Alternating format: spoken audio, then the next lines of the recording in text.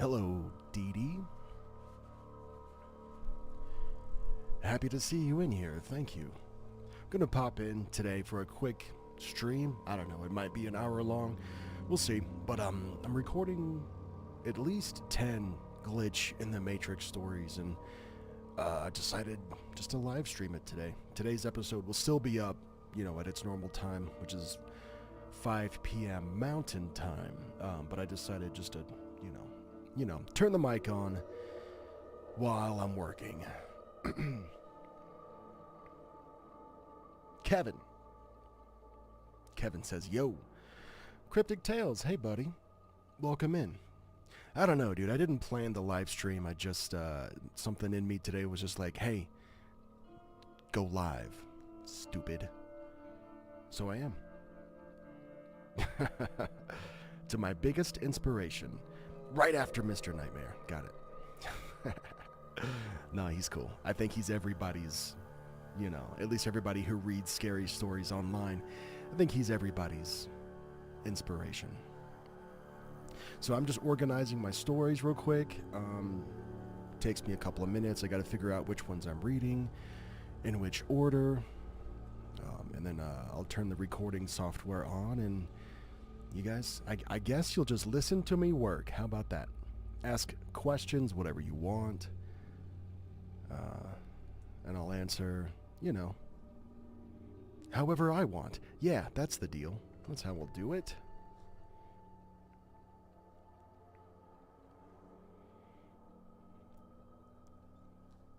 Reading time starts in just over 5 minutes. Is the audio okay? The background music is not too loud or too quiet. Did you know it was there? Let me know.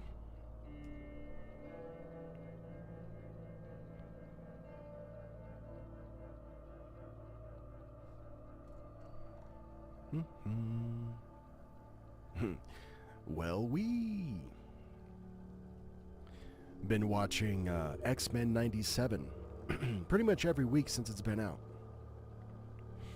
I like that show. It's good. It's good stuff.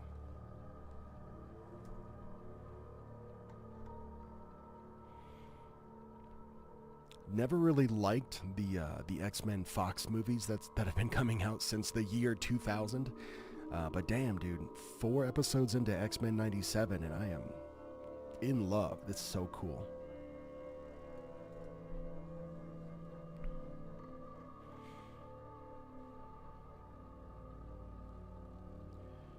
Alright. Just take me a few more minutes to organize my junk here.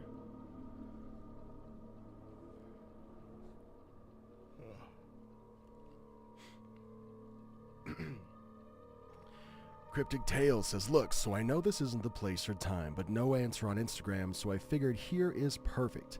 3 disturbing true airport horror stories featuring Derek Weber. That's me.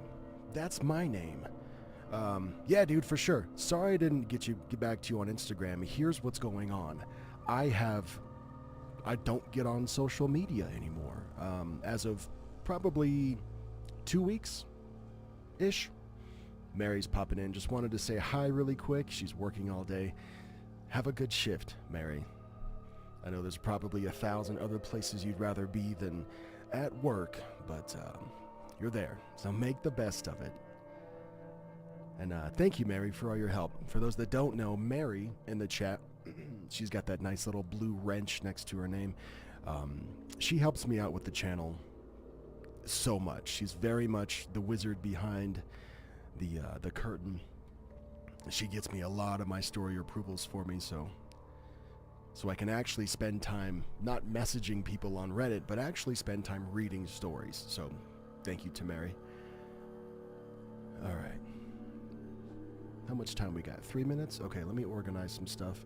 Oh, back to Cryptic. Yeah, dude, so I don't get on social media anymore. I don't know how long it's gonna last, or what, but I just, I found myself just doom scrolling junk, dude. Just absolute nonsense. I could feel my brain getting dumber. It's like I'll get on. I don't have Instagram notifications turned on, and I haven't for like a year. But I still talk to a bunch of homies on there in the DMs. You're one of them. So, several times a day I'll pop into my Instagram just to see if I have any DMs from friends. Because I don't, because again, notifications are off, so I gotta actually go into the app and open up the DMs and see who's chatting me up. And whether I've got messages or not, I still end up on the Explore page for literally 10 minutes or more. And then I have to snap myself out of this shit and go, oh, damn, dude, I just wasted 10 minutes when I should have been doing literally anything else. Anything else. That would happen multiple times a day.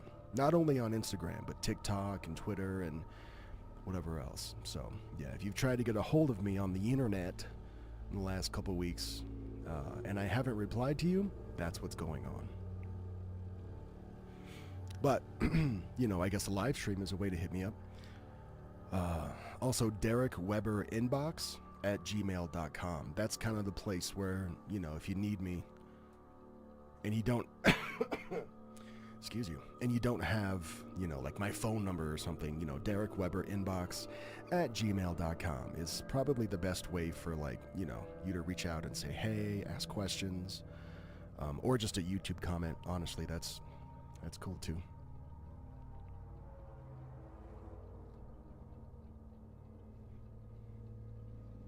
Still organizing.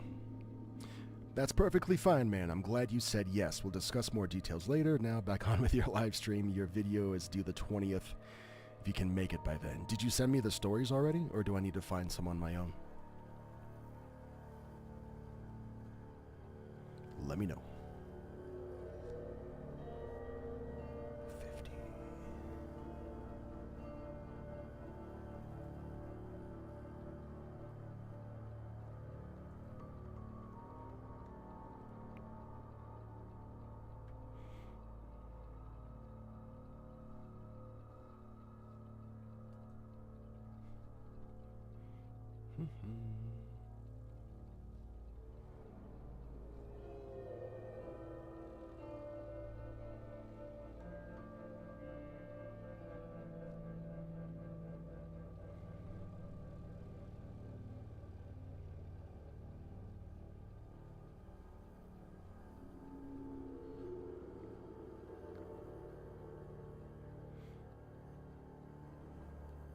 Yeah.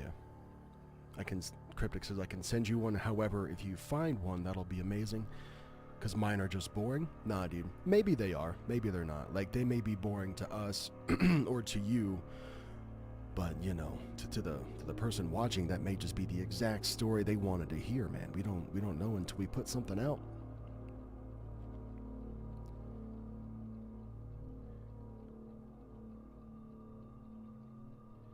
Alright, I'm still... Oh, shoot, I know I'm past my 10-minute time, but I'm still setting up the recording shite here, so hang with me.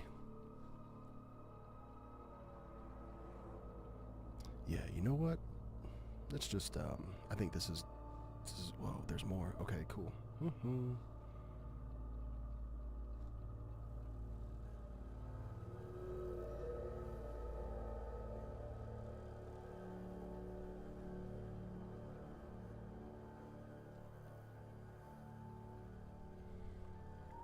In that case, I'll send you one through email.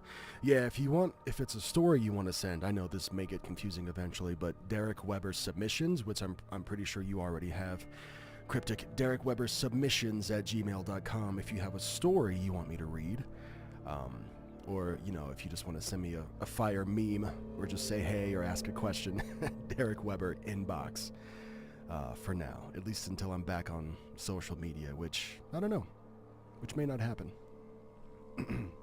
Also, chat is hella delayed. Yeah, I'm sorry. I don't know. It might not be, honestly. I'm just reading them not exactly when I get them, because I'm trying to multitask a wee bit here. Alright. Dudes, listen up. I got a tea bag in my tea. I gotta go get that out, put some sugar in this thing. I will be back in, I don't know, dude, probably 30 seconds, and we can start reading. I'm pumped. I don't know about you, but Let's do this. I'll be right back.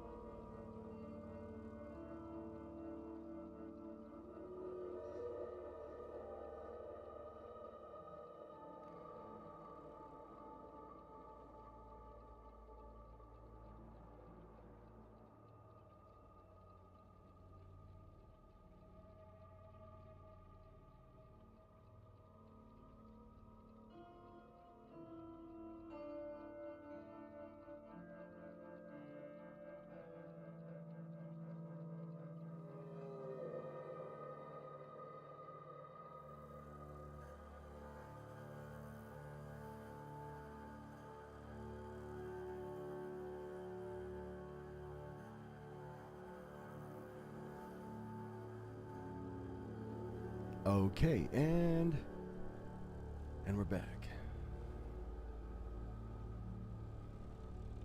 Cool. All right. Our first glitch in the Matrix story is called I have fucking evidence, but it's Fucking. I have fucking evidence. All right, let's do this.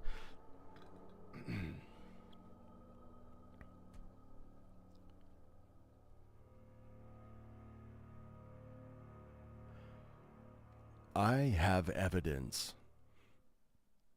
I'm so sure that we live in a simulation because of what happened to me yesterday. So, I was making an ashtray from my used snus container. The container is made of two pieces, the bottom and the top part. So I opened it. What? So I opened it. So I opened it, and I put the top part on my sofa and the bottom part on my counter. My cat knocked over the bottom part of the snus container, so I picked it up, and the container was closed. It had the bottom and the top part back together again. So, you might think that I just probably forgot to open it, and that would be the case if the previous top part that I put on my sofa wasn't still there. But it was. So, now I'm left with one complete snus container and only one top part of another snus container that didn't So, now I'm left with one complete snus container and only the top part of a separate So, now I'm left with one complete snus container and only one top part of a different snus container that didn't exist an hour ago.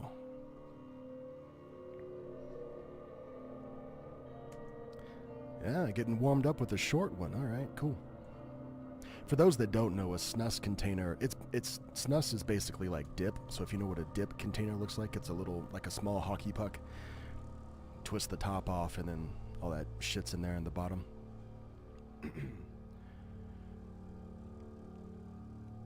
So dude was making an ashtray out of his tobacco container. What the? Okay, cool. Not my place to judge. I just read. Just read!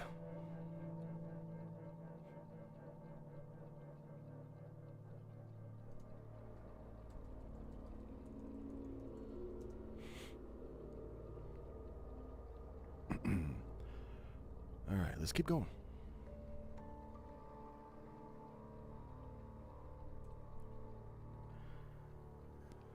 I broke my left collarbone last night and woke up this morning with my right collarbone broken and my left one perfectly fine. I have no explanation, and everyone says that it was my right clavicle that I broke, not my left. When I have vivid memories of it breaking and popping out of place, I remember the doctors assigning a left arm sling and taking the x-ray with it on. I was playing football with my friends and was tackled and flipped onto my side, crushing it. I asked my parents if they had any photos of me with my sling on, and they didn't. This whole situation is just weird as hell, and no one believes me, so I decided that I would tell you all here. This person includes an update that says, I just went in for my checkup and a possible TBI. No concussion or brain injury whatsoever. I got info on the x-rays and they showed a broken right clavicle. Really no explanation, I guess, for what happened the night that I broke it. And for everyone asking, I'm doing well. The doctors say I've got a 5 to 6 week recovery.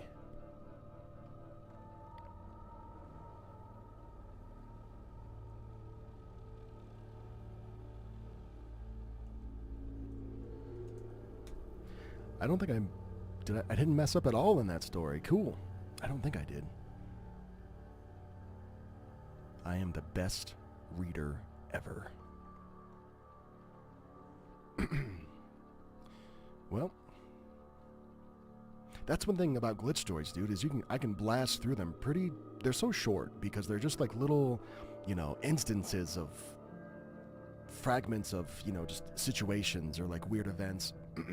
It's not like your general scary story where, there's details about what time of day it was and, maybe this person followed me home from work and that part of the story takes a while to tell with all the details and stuff, and maybe when they followed me home they were able to get up to my door, and it's those stories are super dope, and obviously I love reading them. I do and will continue to, but these little glitch stories, dude, they're just little, sometimes they just last a couple seconds and it doesn't take long to relay the event, so that's that.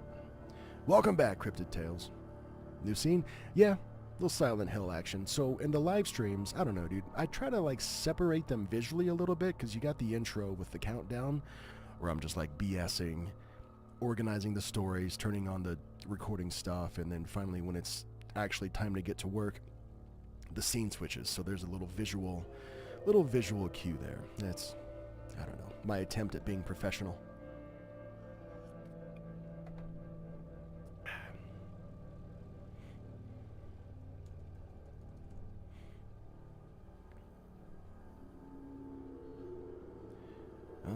Okay. Got a giant wall of text for this next one. We'll see how it goes. Alright, so check this out. Friend had a similar story to the lamp. My friend, let's call him Brian, is my classmate in college. Just yesterday, while having lunch with him, he just suddenly told me about one of the weirdest incidents in his life that happened around 5 years ago. He used to live in a 2-story house in London before moving to Asia, where we are now. He remembers going down the stairs, and then suddenly, he just woke up in a bar. He's also not the type to drink and was also underage, so it was pretty weird that he suddenly woke up in a bar in the United States. He said that he was still the same age and had the same family, but literally, he was based in the US all of a sudden. He went to school and just lived his life as a normal teenager/student. He would very often get these sharp headaches like a few times a month and would get checked for it, but he said the doctors would always clear him after the tests were done. He had a really nice life, and a pet dog too. Suddenly, there were just these times that headaches would get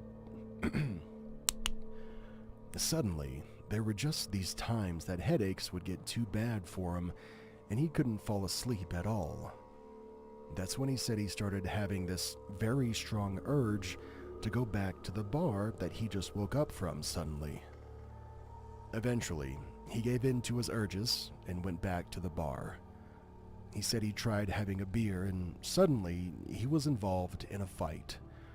The last thing he remembers was that he was hit in the head with a chair. And then suddenly, He woke up and was at the bottom of the staircase in his house in London. He could barely move, and the ambulance was called and he was brought to the hospital afterwards. He went to a couple of psychiatrists to help him understand what happened to him, since he said that was... Oh, what the fuck? If you guys can hear my dogs, let me know. He went to a couple of psychiatrists to help him understand what happened to him, since he said that he basically had depression after the incident because it was all so surreal that he literally lived 4 years of his life and then suddenly they disappeared. All of his friends in the US didn't even exist at all since he tried looking for them on various social media accounts and Googling them as well. I told him about the lamp story that I read here before.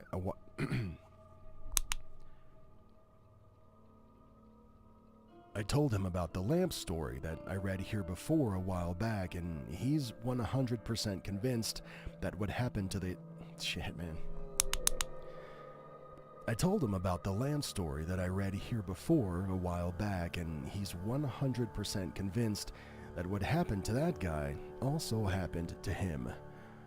So far, he's okay now, but sometimes he tells me that he's still afraid because he doesn't know if this is already the true reality, because this is what it felt like for him back in the US as well. There's also a scar on his head from the stitches of the fall that he had, so I'm assuming it was a pretty bad fall, too.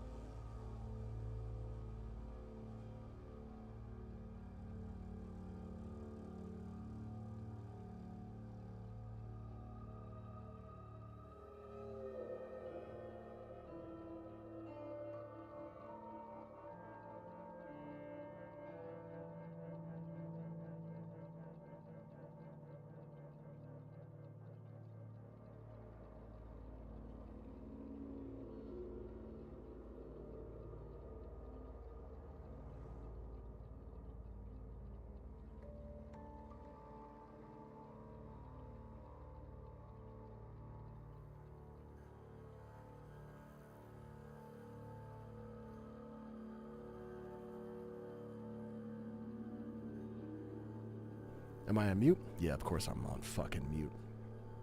I don't know when I muted this shit, but hold on. Yeah, I don't know. Anyways, I don't know what you missed or what you did miss, but the low end of the ambience is this kind of bassy, drony, very scary, unsettling sound here.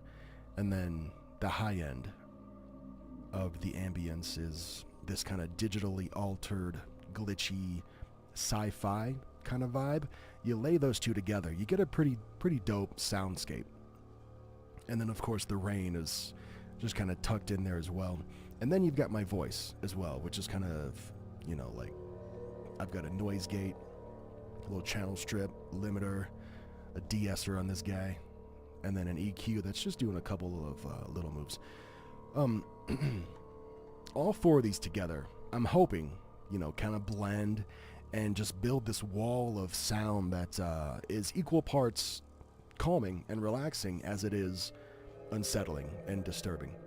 And it's really up to you how you want to perceive that, I guess. But the goal is, whether you're listening on your phone or on your AirPods or your headphones, or if you've got like a Bluetooth speaker in your bathroom or something, the goal is for it to have this sound good on all of those things. So if I'm doing a good job there, let me know.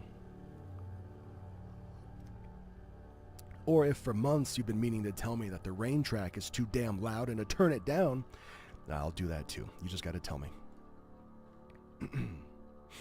Okay, where are we?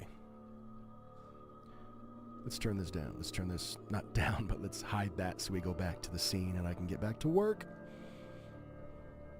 Cryptic says, yo, I never actually got your genuine feedback on the iceberg video. Did you like it? I think y'all did an amazing job. Oh yeah, for sure, dude. Heck yeah. I thought it was nicely done, edited well.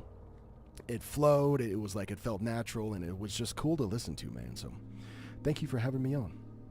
Sorry I didn't give you my feedback on it. Cryptic says, you got to teach me sometime. I just record and enhance my voice, which is easy. Sure. And you know what? It's working for you. But if you want me to show you my chain again, I don't know if I was on mute when I was going through this, but let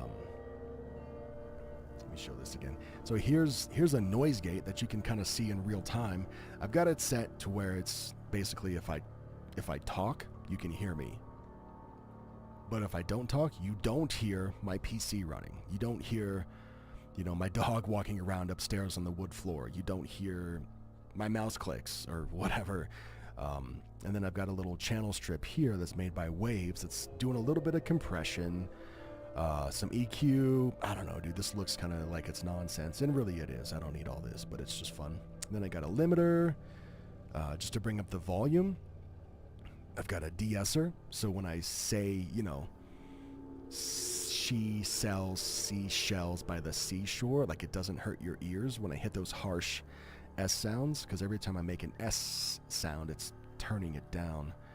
Just the frequencies that have the, you know, harsh sounds built in. And then I got just an EQ that's just rolling off on the bottom end here, and then bumping the highs a little bit, because the mic that I'm using is a Shure SM7B, and not a very, you know, not a very bright mic, so I just give it a little bit of help right here. But dude, I thought I was taking out some of this I don't know, I think I'm missing something that I forgot about. Whatever, it's cool. Yeah, I was on mute. Fucking always, dude. Derek, reading in the morning. Has everything gone topsy-turvy? Yeah. Didn't realize all the work you do behind the scenes. What's the program called? So the program that I'm working in is called Studio One. It's made by Presonus. I've been, just a little bit more backstory, I guess. I've been what you would call a professional recording engineer, sound engineer for over 10 years. So this is like the big daddy. It's like the full paid version. No limits, no restrictions. You know, I can record for 10 hours or more if I wanted to. And like an unlimited amount of effects as well. But you don't need all this. What I'm using basically like a Lamborghini, to go to the gas station, or like to go check my mail. Literally, I'm getting in my Porsche and I'm gonna go check my mail with this. That's what this is. It's way overkill. You don't need all this. Good morning to you, Dexter. Nice to see you, man. Yeah, so Studio One, made by Presonus. You can do like the subscription thing where you pay, I don't know, 10, 20, 30 bucks a month for it. Or you can just buy like the pro version and then it's yours forever.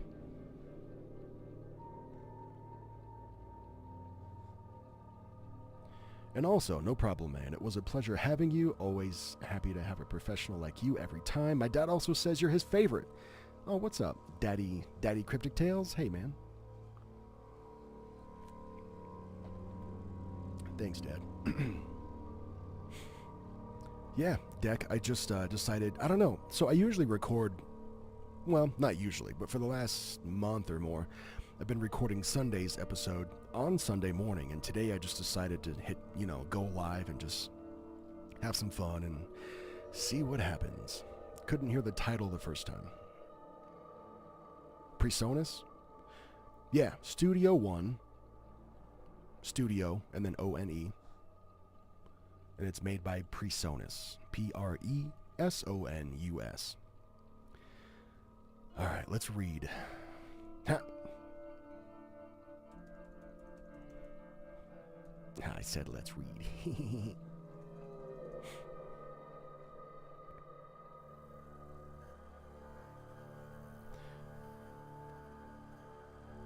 Oh, this is a big one. Nice.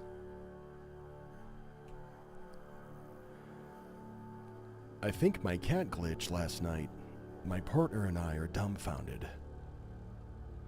Last night, after dinner, my partner, I'll call him H, went back into the kitchen for something and observed Luna, our black cat, sitting on the little red stool that I put in the kitchen in front of the French doors a few days ago.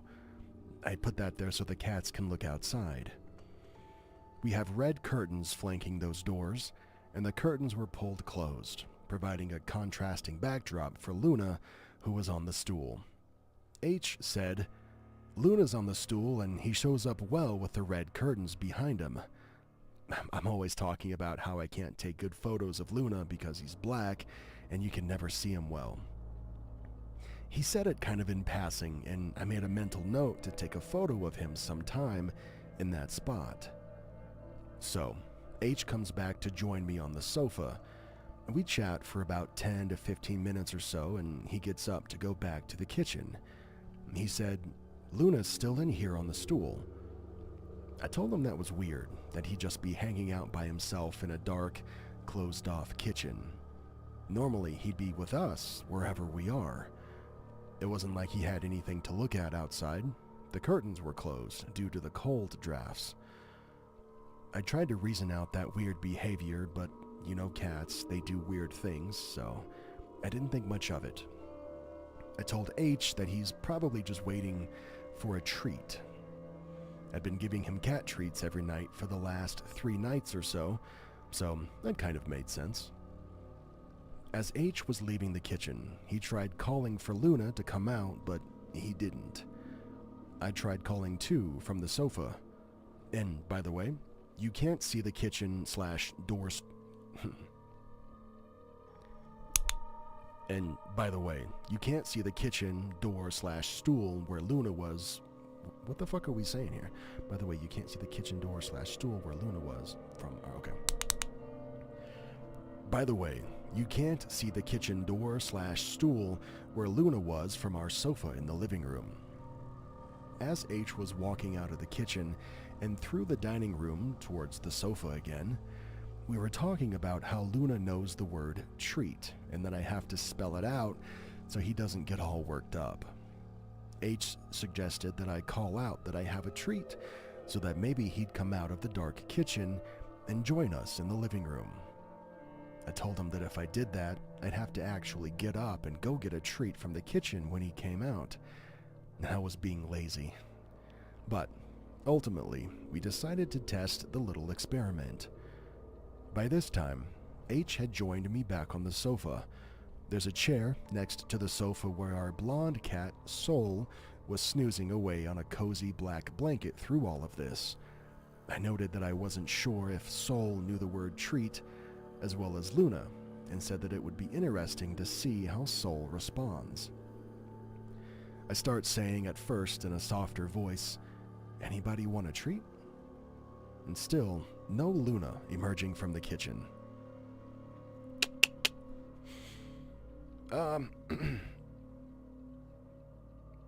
You're Dex says, you're using a Lambo, I'm using a Corvette, baby. Well, I got a pretty bitchin' Camaro going on over here. Cryptic says, I just came back and the first thing I heard was, he's black and you can't see him well. Talking about a cat, dude. It's all good. It's all good. He says, what's wrong with going in a Lamborghini to check your mail? Parentheses, my bank is furious. Lady's here. What's up, lady? Welcome in. Lady Spookaria, everybody. Hey, hey, hey, hey! I don't know why I did that. I'm sorry.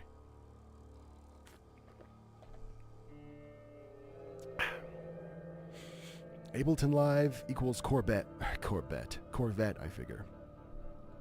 Honestly, dude, not a car guy, so I don't have a witty retort for that one.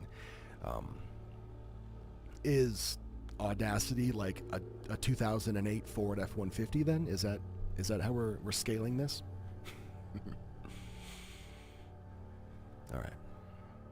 Ay, ay, ay, ay, ay! Cryptic says, wish you had a greeting like that for me. Sure, man. I'll come up with something. Okay, where was I? It's dope that these people have two cats. A black cat named Luna, and then a blonde cat named Soul, which, you know, of course, means sun as well. So you got moon and sun. I think that's fucking cool. I'm into that. Audacity is the city bus. I hate Audacity, dude. And I know a lot of people use it, and it's all good. It's free, and it's, you know, whatever. I got no point for that. I don't know. I just wish everybody would use what I use. It's so selfish of me. Cryptic says, wait, I had Lady and Derek in one video. Didn't know you guys knew each other. Small world. This world is so tiny. Cryptic, this world is so small. You can fit it in the passenger seat of the Lamborghini that I used to go check the mail. Yeah, dude, we pretty much all know each other.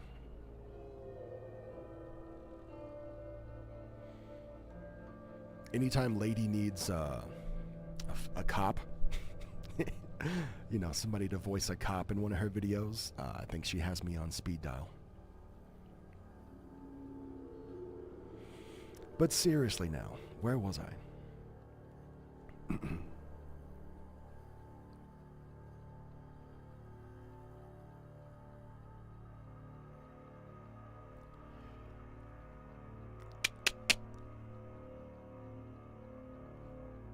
I started at first in a softer voice. Anybody want a treat? Still, no Luna emerging from the kitchen, so I said it again a little louder. We looked over at Sol, and he was slowly opening up his sleepy little eyes, but still no Luna. I said it again 2 or 3 times, and all the while we were glancing between Sol and toward the dark kitchen entry, watching to see if Luna would come out. And then, while I was looking at Sol, whose head was completely raised at this point, I see right beside him another pair of green eyes, and I quickly realize, we actually both realized at the same time, that Luna was curled up on the chair with Sol. And when I say curled up, it was the kind of curled up that, oh, what the fuck, and when okay. And when I say curled up, it was the kind of curled up they're in. Oh, shit. Somebody want to teach me how to read? And when I say curled up, it was the kind of curled up they're in when cats are in total relaxation or nap mode. I'm not sure about other people who have cat siblings, but with my cats, if they end up napping together, it usually starts with one cat already asleep, usually Sol, and then usually Sol, and then the other will jump up on them and start cleaning them, licking their ears and faces. Then one of 2 things will happen. They either start to play fight until it turns serious-ish, in which I have to usually scold one of them because usually the napping cat just isn't in the mood to play fight, Or, on rare occasions, the imposing cat just cleans his brother and then curls up and sleeps right next to him. It is never just a cat jumps up. It is never just a cat jumps up on the other. Okay. It is never just a cat jumps up on the other and goes to sleep or enters chill mode. It's always a process. I know because I always have to keep an eye on them when one jumps on the other, in case one, usually Luna, starts bullying the other, biting too hard, stuff like that. So this means at some point between H leaving the kitchen the second time, when H observed Luna still on the stool and coming to the sofa, Luna would have had to have darted out really quickly without us noticing, and then ran straight to the chair that his brother was in, all within full view of where we both were, by the way, and settled down right away without waking up his brother. This just isn't the way that Luna operates, though. He doesn't dart through the house, unless on rare occasions he's playing with his brother and they have the zoomies. Otherwise, Luna lumbers. He's a lumberer. That's why his nickname is Luna Bear. He looks and lumbers just like a small black bear. And what's more, I had called out, "Anybody want a treat?" and treat several times. Ordinarily, when time is announced, he always comes running.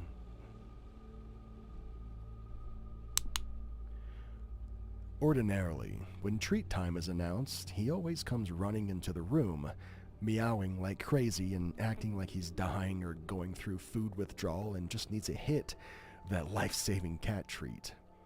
I don't know. It's a running joke that the food/treats are one of the rare things. It's a running joke that the food/treats are one of the rare things that he'll actually run for. But he was just sitting there on the chair, curled up next to his brother, looking at me like, "What are you going on about?" We were, and still are, so baffled. H and I looked at each other just like, what the F just happened?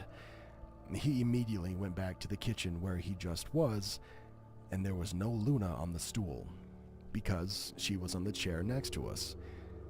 I don't even know, dude, but damn.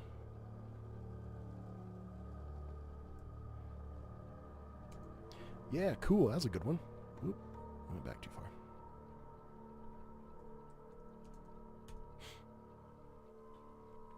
Alright, where are we at?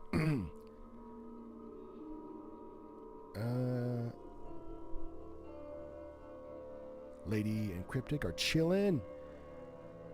Cryptic says, "Oh, by the way, man, wanted to ask you something. So where do you think I can find the Cryptic Tales Ambience? Because searching for them each video is tiring." Don't do that. Good night, lady. Oh, dude, is it midnight where you are? Go to sleep, man. Thank you for joining me, though, for as long as you did, lady. Always nice to see you in the chat. Yeah, Cryptic, when it comes to finding your ambience, I don't know, dude. Like, if you want to pay for a subscription service that has, like, music and sound effects and stuff, most of them are $15 a month. You know, you can look through their catalog of 5, 10, 15-minute long ambience tracks and just hopefully you find one you like. You can YouTube copyright-free horror ambience. It probably is an option. You know, there's got to be some tracks on there that you can just, you know, download, or maybe there's a download link in the description.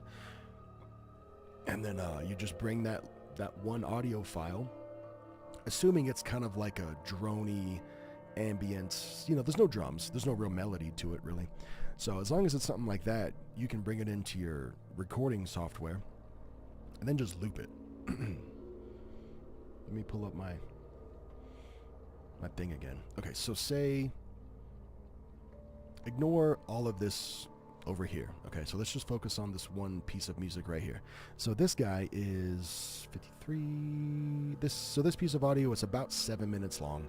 That's fine. It literally doesn't matter. So you can take, assuming that this was the track that you like, you can take this and then just put it, so this is where the track ends and this is where the track starts.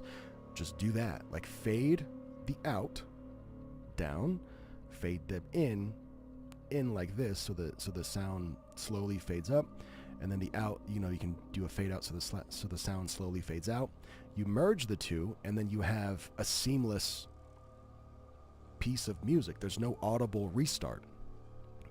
There's not going to be a point in the audio where the listener goes, "Oh, the ambience track just looped," because I heard a clear start and stop. So as long as you do that, and you can do this like indefinitely, dude. So you can take this 1 7-minute track, loop it for as long as you want, as long as your video is. And here you have, what, 1 2 3 4 5 6 7 8, what's 7 times 8? 40 something. You got almost a 50-minute long ambient track here with no obvious starts and stops, and you can use that. So that's what I did.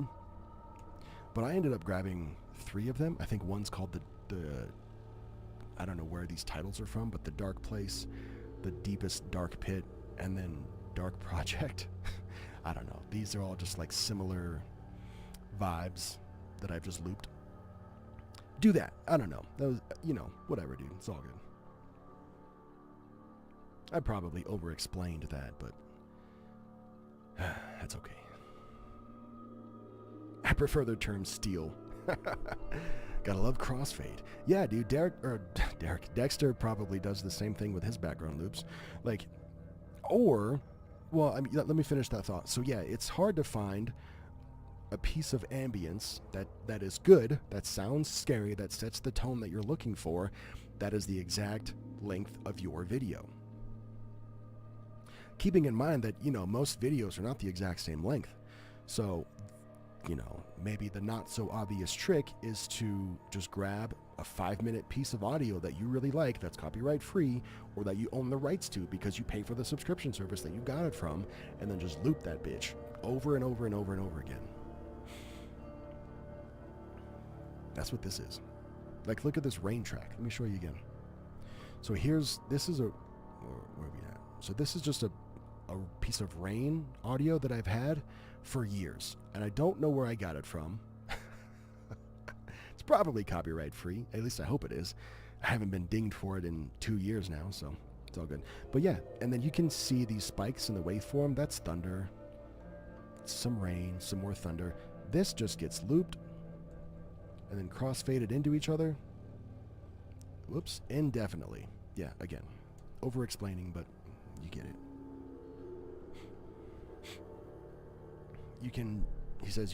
I can definitely find an hour-long one. I can filter it to more than 20 minutes. Sure, on YouTube. And then boom, I have one that's for me. There you go. And then honestly, as long as the people who watch your videos aren't commenting, "Hey, boo, your ambience sucks, boo." As long as they're not doing that, keep using it. Eventually it'll just become it'll become the Cryptic Tales ambience. Dexter says, "I do extend music tracks if I want that feel for a certain part of the story." Yeah, for sure. Often the segment of the story is longer than the song I'm fitting to it. Often the segment of the story is longer than the song I'm fitting it to. Okay, yeah. Well, then you'll just do what we've been doing, and you just take that one piece and you duplicate it, and then you crossfade it. Okay. I gotta read, dudes. I gotta read.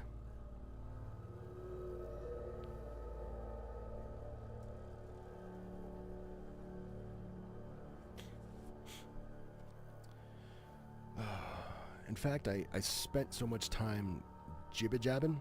Thanks for the advice, man. Yeah, for sure. Spent so much time jibba-jabbing, I don't have a good idea of how long the video is yet.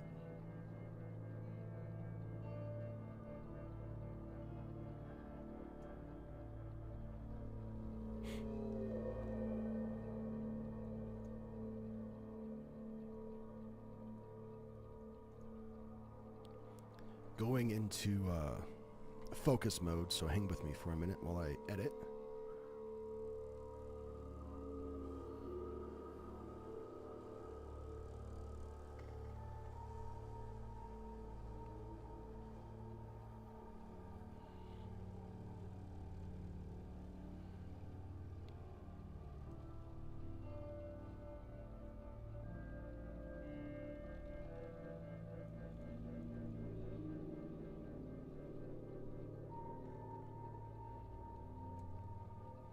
And I'm sharing my recording software just so, you know, you guys can, I don't know, you can see what I'm doing, ask questions if you want to.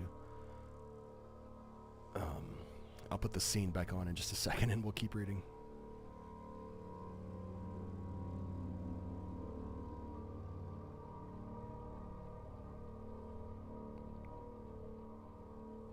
I had 0 mistakes in that narration. Amazing. How does he do it? Honestly, I kind of just zone out.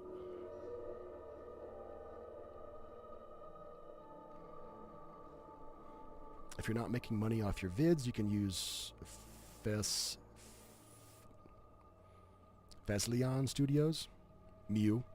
Honestly, I think I'm asking too many questions, Derek. Maybe just to make it just... You're good, dude. You can make your own track with Rubber Chickens in San Francisco. Yeah, no, don't be afraid of asking too many questions, dude. That's part of the reason why I decided to hit go live this morning was because, you know, I got a little time.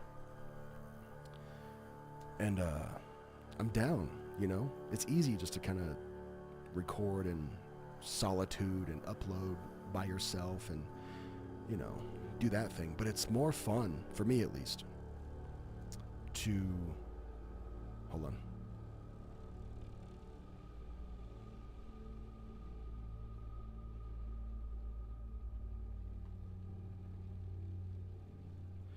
What was I saying?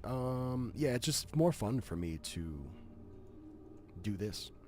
So yeah, ask away, because that is exactly what this is. And maybe I'll do a just chatting stream one time eventually, but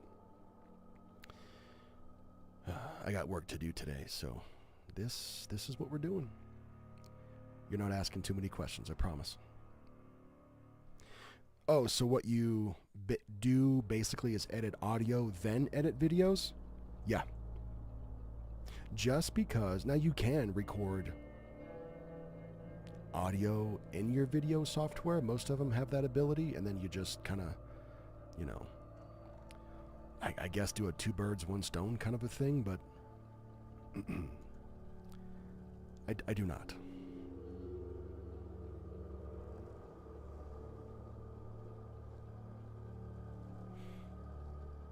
That's mostly just because I've always been like an audio first guy because like I said, you know, professional recording studio for 10 years. You know, so if you're going to make a music video for a song, you don't record them both at the same time. You do the song first, and then you bring that finished audio file into your video editor, and then you do the video part. That's what I do.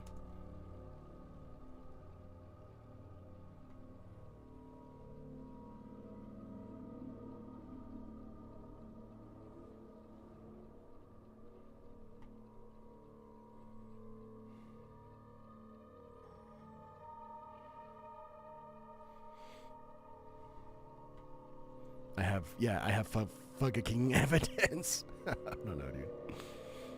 You caught that? That's funny.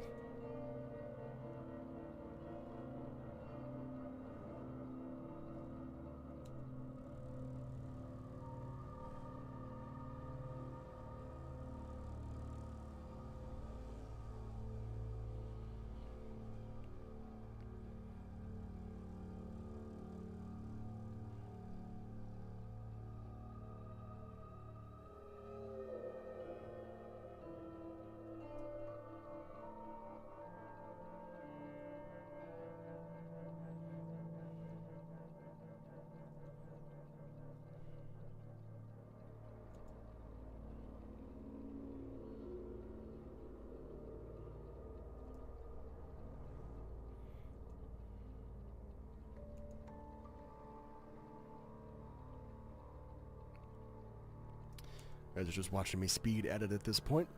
Thanks for chilling.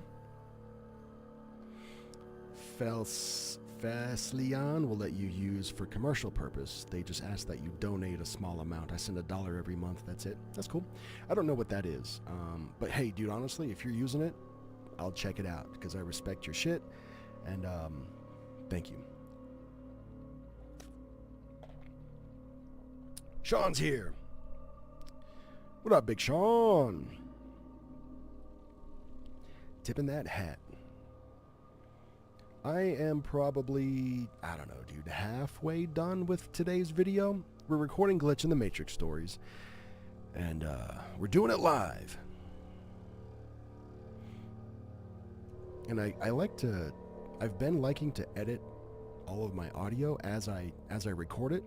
So by the time I'm done editing or recording, I've had like a 30-minute episode, you know what I mean? So, I don't know. I didn't explain that very well, but it's cool.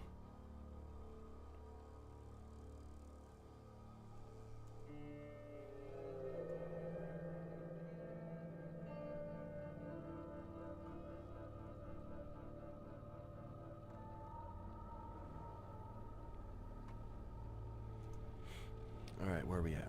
Omar! Oh, yo, we were just talking to... Omar, we were talking about cars earlier, dude. So somebody asked what audio software I use. And I told them I use Studio One by Presonus. It's like the fully most, I don't know, please don't take this the wrong way, but it's like the most expensive version. It's this and it's that, and it's got all the bells and whistles, unlimited effects, whatever. And I mentioned, and I'm using it to record scary stories. And the analogy that I used was, it's like I'm getting into a Lamborghini to drive to check my mail. That's kind of what this program is for what I'm using it for right now. Then we went on a little tangent about Corvettes and, well, if Studio One is a Lamborghini, then which software is a Corvette? And then what software is a city bus? So we were just goofing. Welcome in, dude. Fancy pants. Yeah. Alright, well, I'm gonna get out of editing mode so that we can get back into reading mode. And let's do this thing, man. Let's freaking do this thing. Driving a Lambo to go to the McDonald's drive-thru? Yeah. Nailed it. Oh, here is a very short one. Okay, let's bust this out. Dog lunged at me, and a second later, it was gone. I had something unexplainable happen to me the other day. I was walking my dog down the sidewalk when I noticed from across the street a dog with hair raised and teeth snarling, charging at me. It came in quick. It was a few feet away, and I saw it charging and ready to lunge at me. I turned my back and covered myself in my dog. I closed my eyes and braced myself for the bite. But I didn't feel anything. And a couple seconds later, I looked back and I couldn't find the dog anywhere. There's no way that it could have bolted and hid in that amount of time. I was stunned, and I still can't stop thinking about it.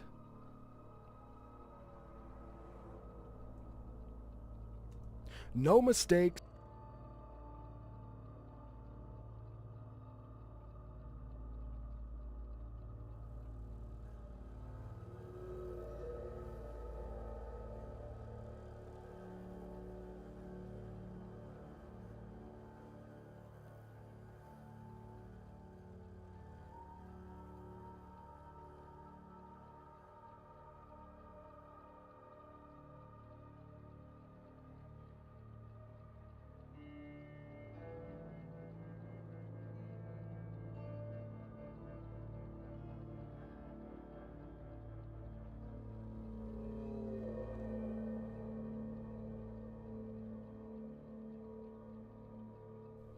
Fucking mute.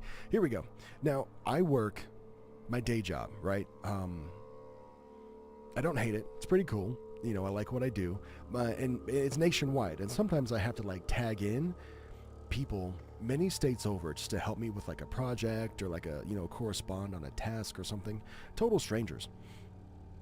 But I did that literally Saturday. Yeah, Saturday. And then we use Teams. Some companies use Slack or Google Meetups or whatever, but we use Teams. And the person that I had to communicate with, when we were done, they sent me a high five gif from How I Met Your Mother. And I was like, dude, I love GIFs. I could just communicate in GIFs all day, dude. So it was cool because normally it's very corporate, very stuffy, yeah, thank you for reaching out. I appreciate your asking for my assistance in the manner. Here's here are the steps to complete the task. And then, you get people that are just like that, robots. But every now and then you get a person that's like, yeah, I get it. Dude, we're humans. We have little profile pictures in our team's contacts, so we get to see kind of what everybody looks like, and it's easy to tell somebody's age. And there was just another person that was about as old as me, and they sent me a How I Met Your Mother gif with a high five when we were done. I don't know, I like that shit. Omar uses Teams too. Microsoft screams. Yeah, sorry, I don't know why I keep muting, guys. Honestly, I don't know. I'm so sorry. But let's keep going.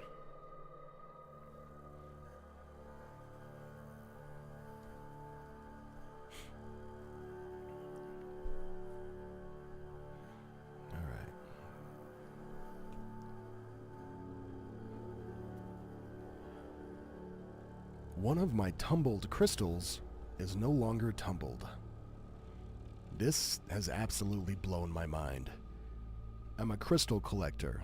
I also have a rock tumbler that I like to throw rough pieces in from time to time. I have a lapis lazuli worry stone that broke into 2 pieces a couple of years ago. This past summer, I finally got a tumbler and was excited to tumble the 2 broken pieces to smooth out the rough edges. I threw them in with some other stones of the same-ish hardness, and for those that don't know, tumbling takes a lot of time and multiple rounds with different types of grit. So, a week goes by. It's time to take them out, clean them, and put them back in with a different grit. I was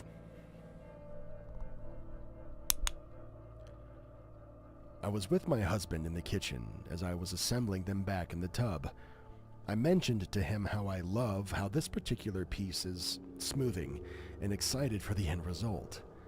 The rocks tumble, and about a week later, I take them to do the process again. My husband helps me rinse them off in the backyard. We're done, we come back in, and I start putting them back. And that's when I noticed the larger piece of the lapis that broke is missing. No big deal. Probably just fell outside while I was rinsing, so I searched and searched the whole yard. At this point, I'm upset because I was really excited about this particular piece. I looked everywhere, even in illogical places. Maybe it could have dissolved? No, the other small piece was still in the batch, with no issues, plus there would be blue grit everywhere. It was a whole ordeal for me, and I was ranting about it to my husband all night. Could never find it, so I moved on. Then, this morning. It's my coworker's birthday, and she's been starting to take an interest in crystals. I have quite a bit of raw pieces, so I thought I'd go through my box and pick a couple for her. Then, there it was, sitting on top of all the other ones, totally untumbled.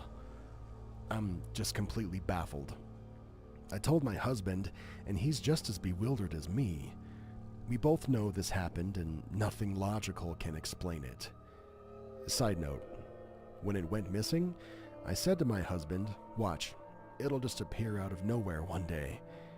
But having it also in the state it was before I started tumbling is a whole new level of weird.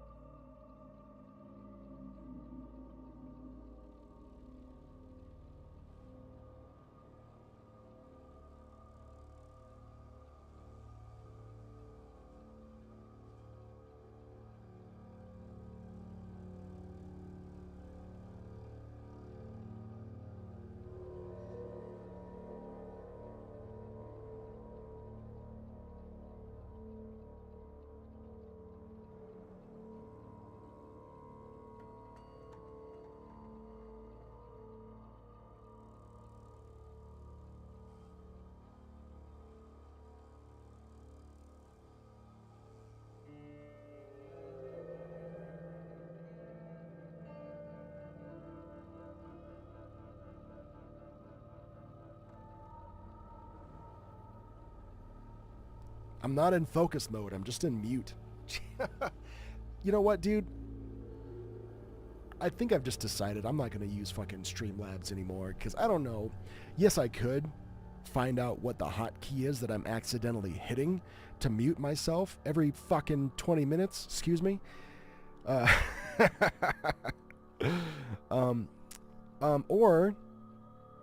Or I could just not use the Streamlabs software anymore because fuck it. Can you tell I'm pissed? I'll be okay. What I think you didn't hear me say was that I worked with a woman who was like into crystals, and she would like sprinkle cinnamon over her, over her entryway on the first day of every month, and she would charge her crystals by moonlight and shit. And if I ever caught her having a bad day or, had a rough interaction with somebody, I would just tell her to go charge her crystals, and she'd be like, shut up. Duchess, it's nice to see you. THC crystals, says Kevin. Alright, let's keep going. Yeah, next time I stream, it will not be with Streamlabs, dude, because what the fuck? Because what the cinnamon toast fuck? Oh yeah, I was gonna read Elevator Guy. Let me go back.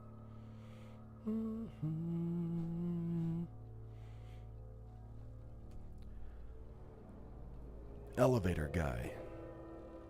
This happened a few years back at my college dorm. My roommate and I, both around age 19, were coming back to the dorm after dark. It's one of those buildings where you have to scan your university ID card to get in. Unless someone from the outside lets you in, there's no other way. We walk up to the building and see someone maybe 10 feet ahead of us scan their card and then go inside. The key here is that he is just far enough ahead of us to where as soon as he goes inside and the door shuts itself, we are there scanning our IDs to open the door for ourselves. Once inside the lobby area, there's one elevator on either side. These elevators are maybe just another 10 feet from the entrance door that we just walked in. As we walk inside the building, we see the person who went in before us walk inside the elevator, and the doors shut just as we approach it. It's the same elevator that he just got into. Well, I press the button, and to my surprise, the doors open instantly.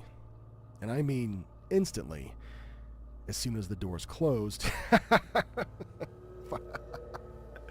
Kevin, you're so funny, dude. That's funny. Charge your crystals. Dexter and Kevin. I read that out of the corner of my eye, and I interrupted me. I need to charge my own crystals, don't I? Shit. All right. I pressed the button, and to my surprise, the doors opened instantly. And I mean instantly. As soon as the doors closed, they were opening again, except this time, there was nobody inside them. I hesitated, but I walked into the elevator and pushed my floor button. The energy between me and my roommate felt tense, and I didn't say anything as I was trying to rationalize what I just saw in my brain. My roommate spoke up first, saying, "Did you just see that guy?" and verified that I wasn't the only one who had seen it. We continued trying to come up with some kind of explanation, but came to nothing. Even if the elevator guy only went up one floor, there was nowhere near enough time for the elevator to go up and then come back down in time. Again, the doors closed with him inside mere seconds before they reopened after I pushed the button. I've never experienced anything like this since then,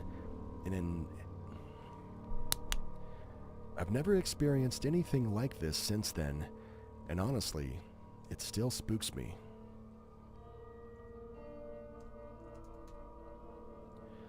Dun dun dun.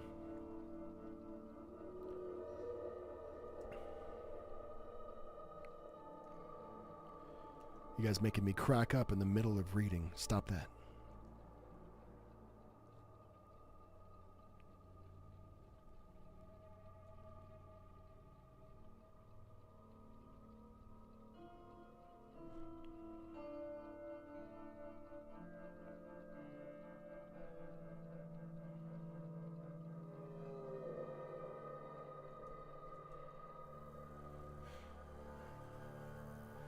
editing super quick. The only crystals I get is when you buy them from the folks at the rock store. I fell in love with a girl at the rock store. That should be a song.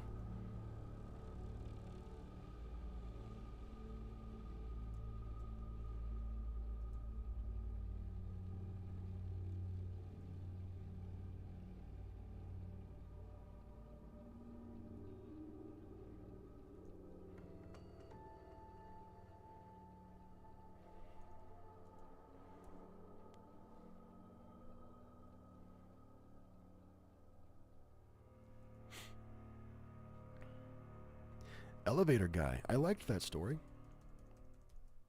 This one's called Portal to Another Dimension? I'm having too much fun. It should be a song, ironically, in the rock genre. Alright. Let's do this. Here's a big one. I got 1, 2, 3, 4, 5, 6 paragraphs. And then a TLDR. Can I do it in one take? Let's see. Portal to Another Dimension. I'm posting this here, hoping that maybe you guys can help me explain it.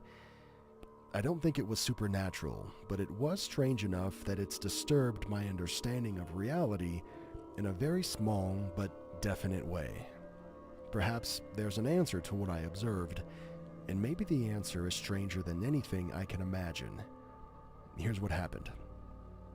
Around 1999, when gas was 99 cents a gallon, I would take the long drive from Glendale, Arizona to Tempe to visit friends quite often. At around 9 p.m., my buddy Chris and I stopped to get gas at the corner station before heading out onto the freeway. It was in June, and the temperature was probably 90+ degrees Fahrenheit, and the sun was down. We pulled into the spot. I opened my gas cap and started pumping gas. I stoop approximately 4 feet from the pump and was standing close but not touching my car, which was a 1997 Mitsubishi Eclipse. Chris was standing on my side, the driver's side, and was about 4 feet from me. The place was very well lit, like most gas stations, and it was self-serve. Chris and I were talking about something when, directly between us, a portal opened up for 1 second and then closed. I'll describe it in the most detailed way that I can. It was a thin line, maybe 1.5 feet long, that had no perceptible width. It sparkled with an intensely bright white light. It was perfectly aligned vertically. The sparkles were strange in that they weren't flashes, nor were they electrical in behavior. The intensity was like viewing a laser in the dark and dropping bits of glitter through the beam, except this laser was white and the glitter was infinitely small.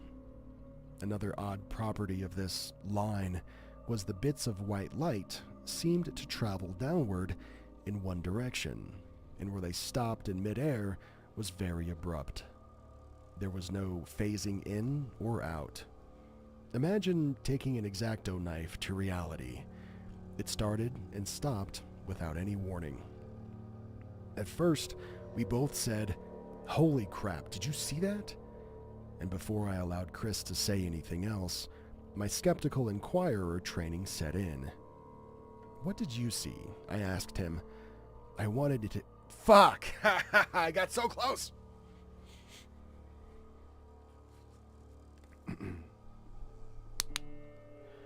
I wanted to hear him tell me the event without me biasing his perception of it. That white sparkle, what did it look like? It just started and stopped, like glitter or something. Where was it? He pointed to the same place that I witnessed it too. We spent a couple of minutes searching the area. At first, I looked above us, and we waved our hands around to see if there were any spider webs. I inspected the roof of the gas station and saw a few moths, but they were nearer the lamps, about 20 feet up. About 20 feet up than to... Yeah, nah. Yeah, nah, mate. I inspected the roof of the gas station and saw a few moths, but they were nearer the lamps about 20 feet up than to us. The weather was clear, almost no humidity. Chris and I drove to Tempe talking about this thing the entire trip. I was surprised that it happened at a gas station because if it were electrical, it might have been dangerous. But Chris and I both agreed that it looked nothing like electricity or anything else that we had ever seen. I've searched for an explanation and still do every once in a while. I've ruled out St. Elmo's fire, ball lightning, fairies. Let's go. I've ruled out St. Elmo's fire, ball lightning, fairies, etc. I've pondered if some kind of insect could produce something like this in a kind of web or something, but the intense light that came from the object is pretty difficult to imagine. A laser beam seems to be the best idea, but a white one? And what would allow it to start and stop in midair? I'm not mad at myself. That was a pretty good one, and I only messed up 3 times, I think.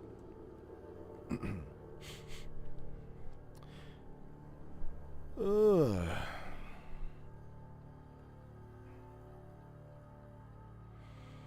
Cryptic says, I like how every narrator has their own thing. I, for example, have an Arab accent. That's a unique thing in my opinion, and Derek has the best American deep voice. Prove me wrong. Thanks, dude. Kevin says, I gotta go. Catch y'all on the flip. See you, dude. Thanks, Kevin, for hanging out. You're probably already gone by now, but dude, I appreciate you. Thank you.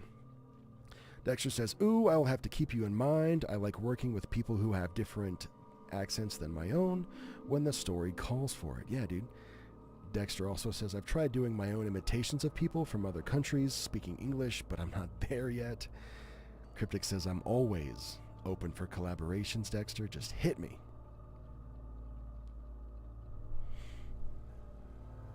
I'll bug you. Fuck! Yeah, dude. That's me. You know what it is? So when I say to myself, damn, this story has 6 paragraphs and I want to do all of them with 0 mistakes. First of all, very tall order. Especially when I've never read the story before. I have no idea how this person writes, if English is even their first or second language. Is there proper grammar in these paragraphs? I don't know yet. I'm going in cold. I've never seen these words in this order before. So, first of all, almost an impossibility. But when I get halfway done, and I'm like, shit, I'm halfway done. Then it's like, I flip the switch. The hat goes backwards. And then I'm in like, yeah, let's do this. And then I become very self-aware. And then I become, aware of the way I'm pronouncing words. And, I become critical of myself. And then that, of course, inevitably just flubs it for me. So it's all good. It's fun. I scream fuck loudly when I do that, but it's all good.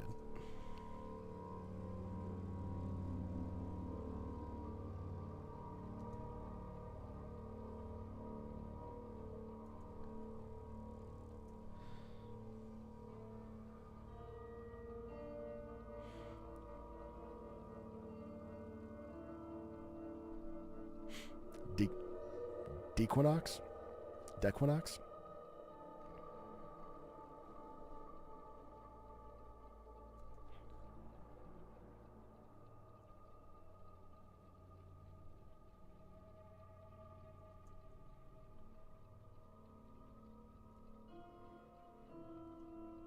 Going quiet for a second while I edit. I'm not on mute.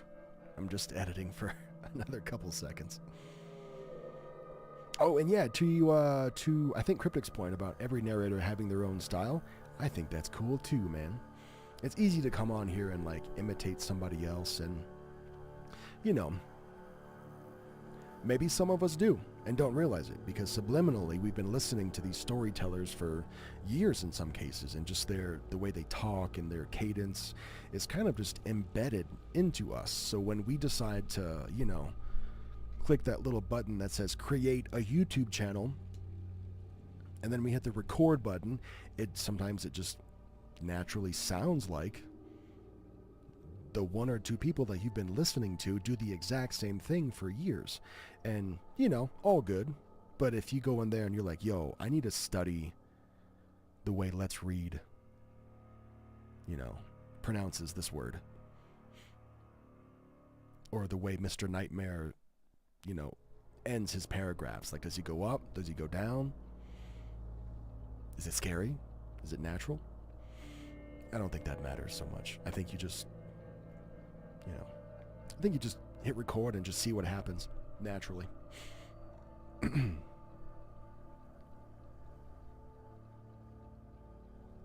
What is you talking about when since Judge Derek we English based on?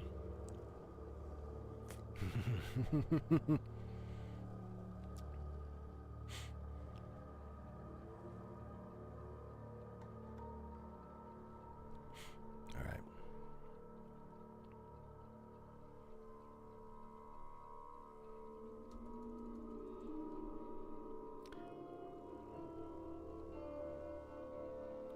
Different shoes. Different shoes. I never thought I'd be posting a glitch of my own, but here we are. I wear a uniform for my work. I'm very particular about the shoes that I wear to work. Black leather, lace-up, ankle boots. Always the same type for around 20 years now. Flying out of a different airport for the next couple of days, I got to the hotel tonight. I laid out my uniform for an early start tomorrow, grabbed the shoe polish to give the boots a little buff, and the seams on the heels of my trusty boots are completely different. They have a textured leather overlay rather than just a stitched seam. This is impossible. I've had this pair of boots for months now. They stay in my work suitcase, and I polish them often. I live alone, and nobody else could have messed with them. Quite frankly, I'm dumbfounded. That's a fun short one.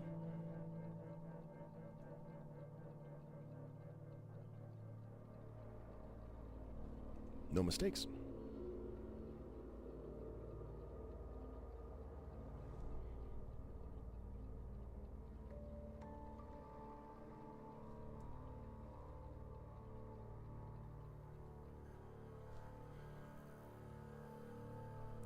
Da da da da.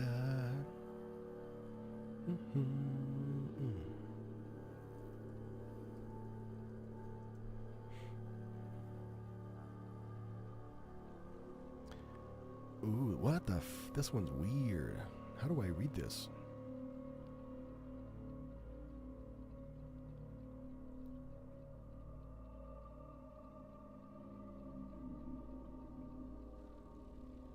Okay, let's try. I thought it was watermelon. Kind of a strange glitch in the Matrix, so bear with me, but I feel like I somehow manifested the reality that I really wanted. My partner and I went to the store together for the first time in a while yesterday, so that I could get a fruit tray and he could get some snacks. We ended up grabbing a random tray on our way through to find the cheese sticks. When we got home and cracked it open, we realized that we got the wrong one. I'd wanted one with cantaloupe in it, and we picked up the one that had watermelon. I mentioned this to him, but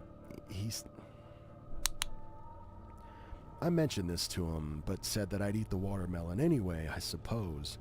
He tried it and said that he didn't actually like watermelon, but it had honeydew, which he did like, so that was fine. I'd say I ate about half the watermelon before we put it up for the night. I went to work and then took a nap when I got home. Well, just as I got up, we got the tray back out, and when I opened it, where there had been watermelon was now cantaloupe. I kinda just blankly stared at it and proceeded to turn to him and ask, "Wasn't this watermelon just yesterday?"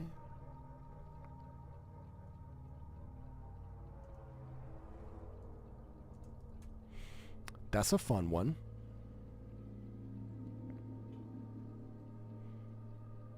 There might be a lesson in that one.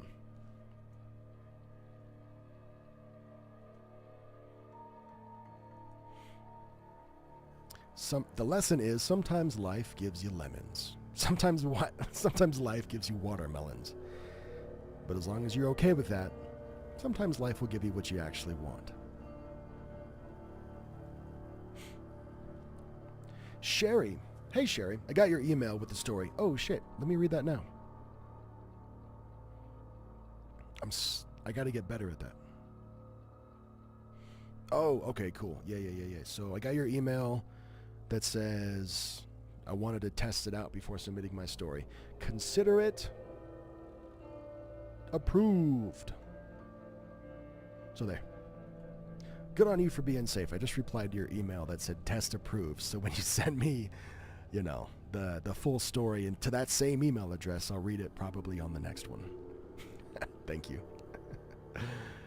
I've got a bad habit. So I saw your email come in, and I thought it was like a full-on story. So what I do is I don't open that email until I'm actually ready to record it, because if I open it, then it gets lost in my read files, and I don't have a great organization system, at least on the email side. So when somebody emails me what looks like a story, I don't open it until recording day. But it's not my fault for that. Had I opened that a few days ago when you sent it to me, I would have seen that it was just a quick test email that I could have replied to, and I'm sorry that I didn't do that. So yeah, you got it. All right, Omar, nice to see you, buddy. I hope you enjoy watching the little one do karate.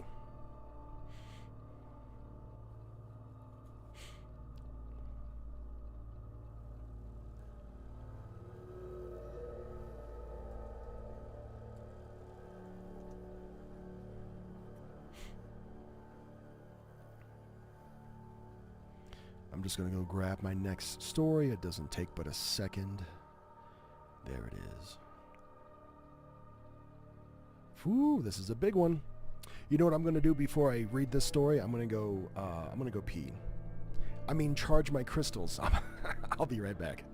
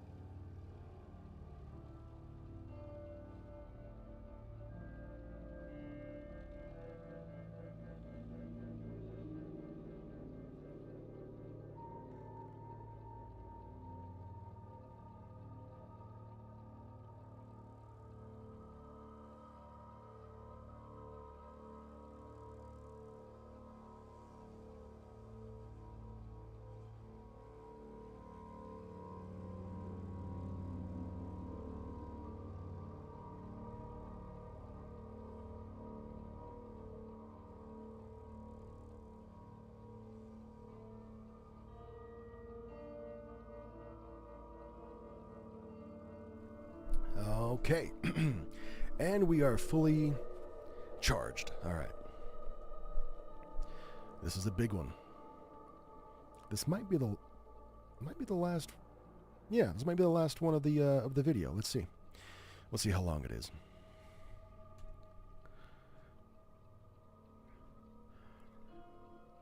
This, oh, I already messed up. Look at that. This is amazing. I am a professional.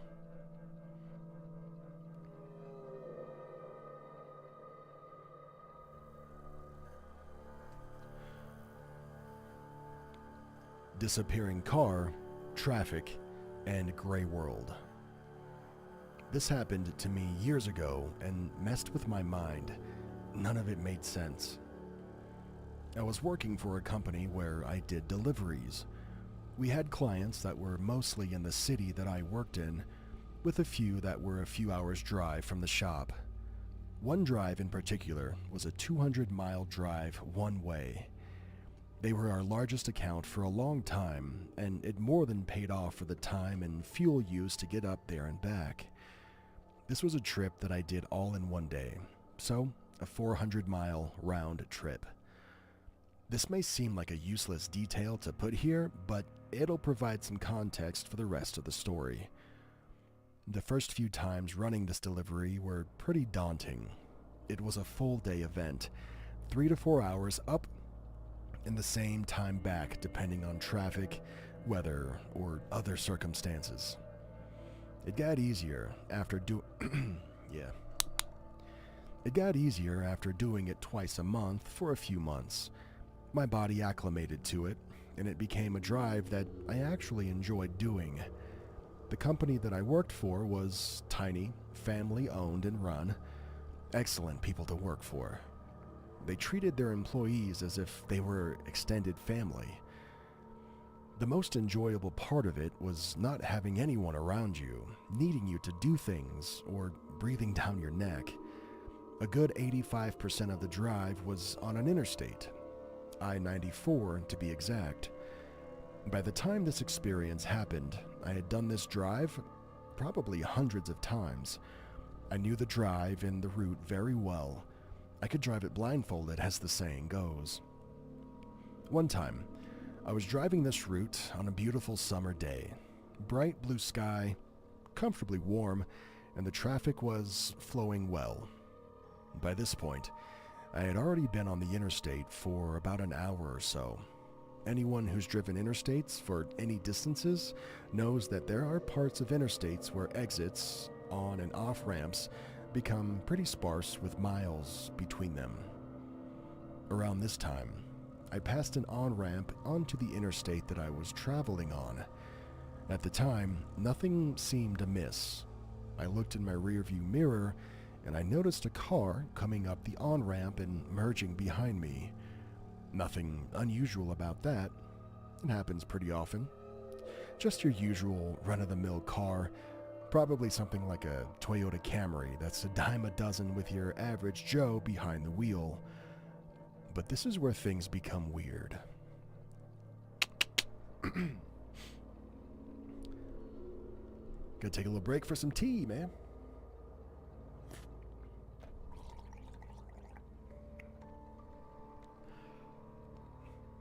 A few minutes later, I look in my rear view again, and that car is no longer there. I looked to my left side to see if he was in the passing lane to get around me, but he wasn't there either. Nor was he in front of me like he had made the pass without me noticing. Now some might think, well, maybe he got off at the next exit without you noticing. Oh. Well, I stopped reading because my internal ambience turned off because I'm... Alright, cool. Don't mind me. We're going still.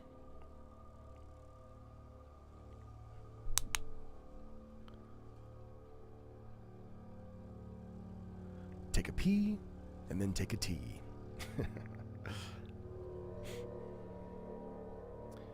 The thing is, though, that wasn't possible. This was a stretch of the interstate where entrance ramps and the next exit ramp were miles apart. Not just a few miles, but like 15 to 20 miles apart. As to be expected, as this part of the interstate went through the middle of nowhere. It didn't pass through or near any cities or towns for there to be exit ramps to get to, and there were no rest stops or waysides that he could have pulled off into either. This car just up and disappeared.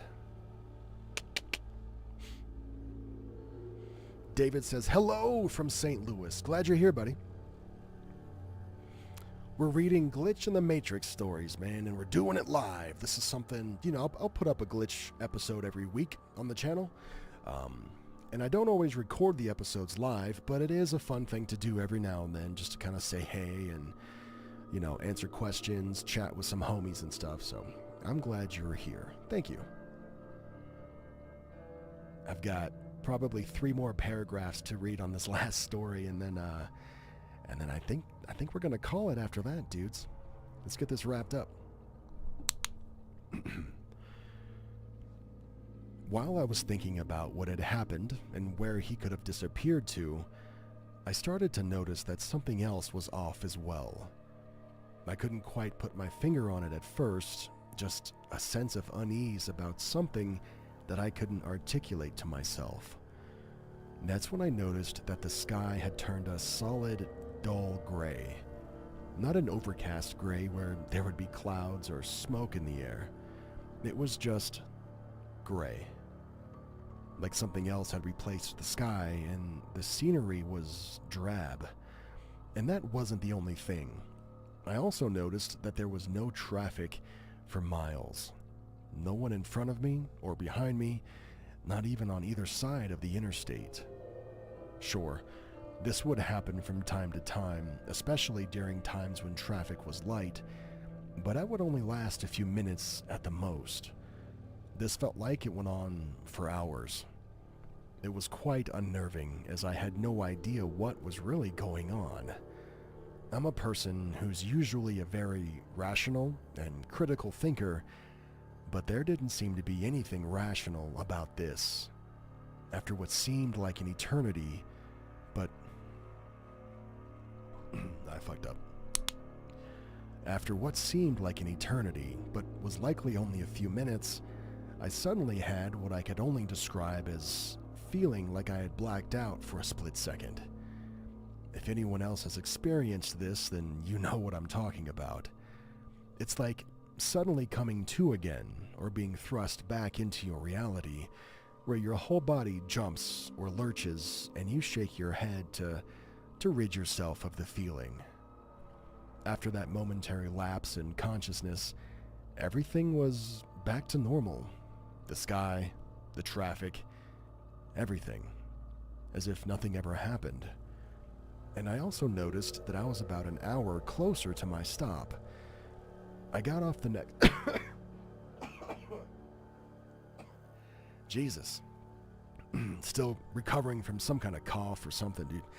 Sorry if that spooked you. It is a scary stories channel after all.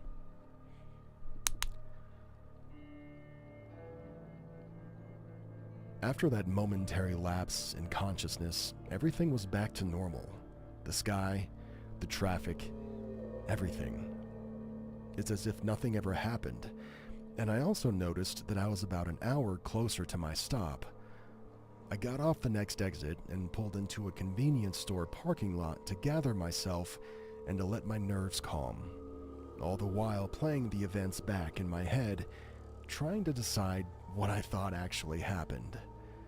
After my mind and body calmed down, I went into the store, I used the facilities, I got back into the vehicle, and continued the drive. The rest of the day went normally, and that never happened to me again. If anyone has any ideas of what the heck happened, I'd be interested in hearing them.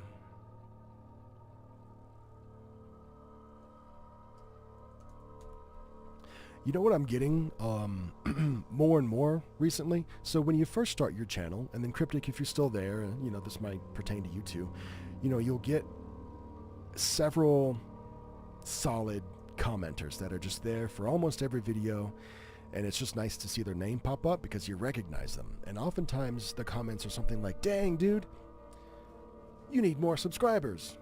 So underrated. Thanks for another great video. Damn, Derek, back at it again," with stuff like that, right? And that'll happen for a while, but as you kind of start to grow, you'll get these random people in your comments that are like, this is so funny. I was talking to a couple of other narrators about this a couple of days ago, and you'll get comments that are like random people that are just soliciting advice as if they're giving you practical life advice.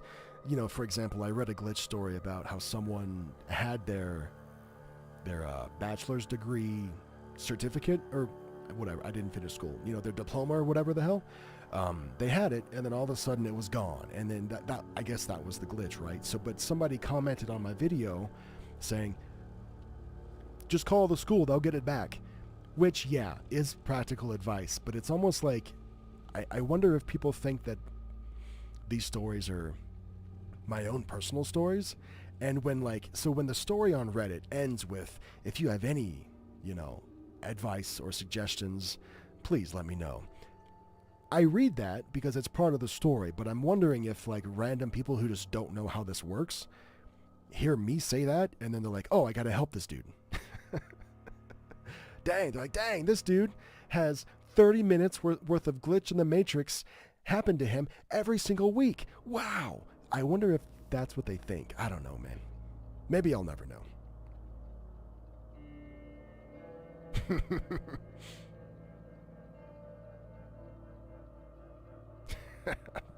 Laughing at myself. All right, let me edit this, and then, let's go. Are we going into? Let's go chill mode. Thank God I wasn't on mute that whole time, dude, because I would have been a little bit pissed. Yeah. Cryptic says, no way, they take it literal? It seems like some of them do, dude. Seems like some of them do. I said dude. Or, honestly, maybe they don't think it's just me having an infinite number of glitches happen to me and I'm just reporting on them every week. Maybe, I don't know. Maybe it's just people being people, people just wanting to give their input, because they just want to feel like they're being helpful. And they are, what they're saying certainly isn't unhelpful at all. It's just when I get a comment on one of my videos, it's like, maybe you thought you bought gray towels, but you actually bought blue towels. Maybe that. I'm like, I don't know. No, dude, I didn't buy the towels, man. It wasn't me. I don't know. I'm just bitching. Bitching about nothing. I'm not even bitching. I'm just, making a point. And you know what I'm really looking forward to? So yeah, maybe there's several phases of the kinds of comments you get when you are new and small and then starting to grow, because you get the people that are like, yes, there's 8 of us and we comment on every video and we love it. And then you get the random people that are offering unsolicited sage advice, but then eventually you get people that just hate. I'm not there yet, but I hope to be one day soon, where I'll open up my YouTube Studio app on my phone, go to my most recent comments, and there'll be something there that's like, oh, you know what I love? You know what I think is so funny, dude? And now I'm actually ranting and bitching. When somebody leaves a comment that's like, he stole this story from As the Raven Dreams. Ugh, he's a fat phony. He's a big faker. I'll play into that sometimes, man. I think that's so funny, because it's like,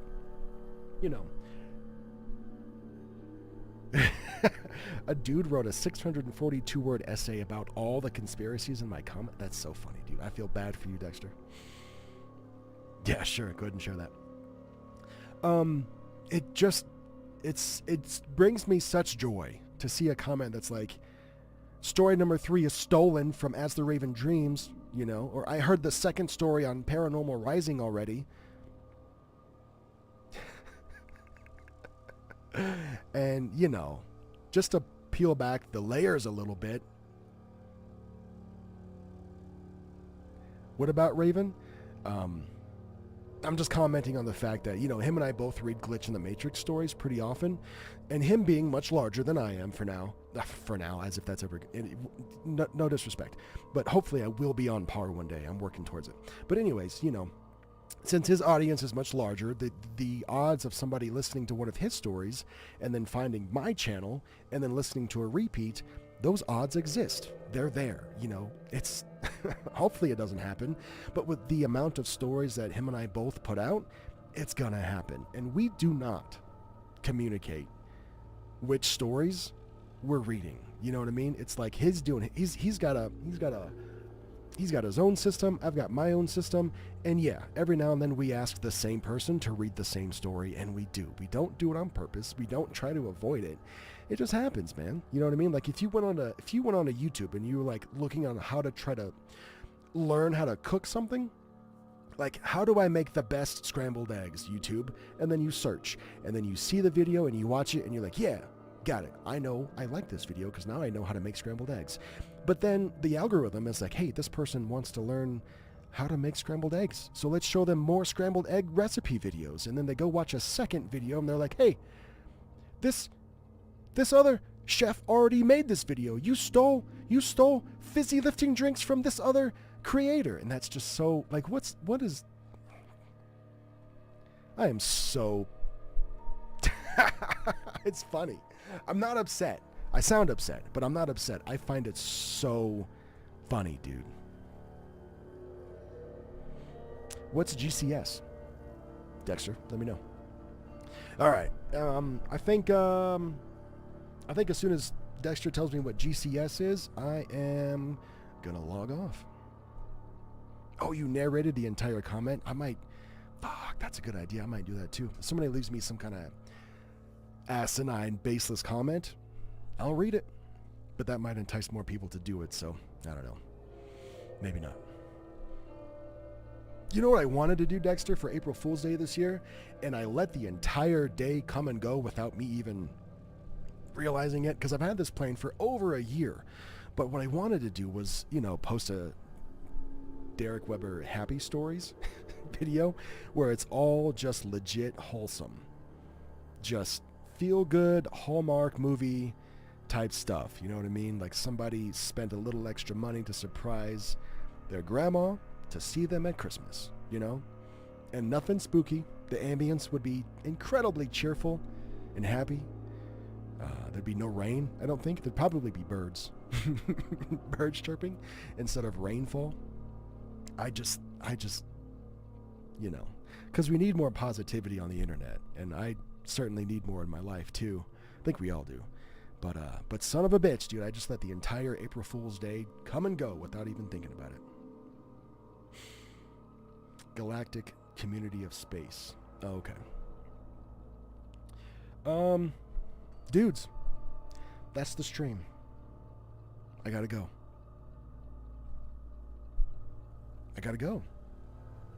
Thank you for being I don't know why I said it that way. Thanks for being here. Thank you for everyone who was in the chat, commented, for everybody that lurked. I appreciate your your time. Hopefully you got some stuff done while you listen to me. Okay, bye.